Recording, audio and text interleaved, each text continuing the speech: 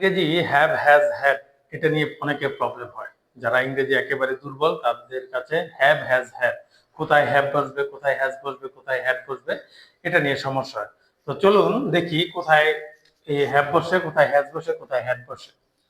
যখন আপনার প্রেজেন্টের সেন্টেন্সটা প্রেজেন্টের হবে তখন আই এর সাথে হ্যাভ হবে, আর যখন পাস্ট হবে তখন হ্যাড।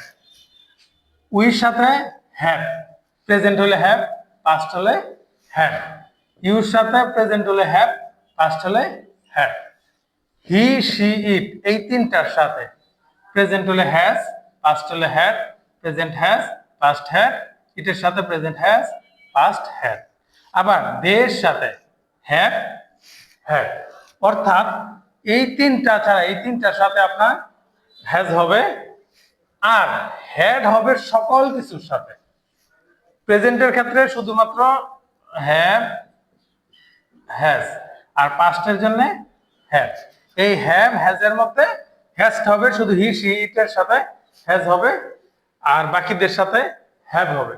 আশা করি একদম ক্লিয়ার হয়েছেন যাদের হ্যাভ হ্যাজ হ্যাড এর মধ্যে প্রবলেম ছিল।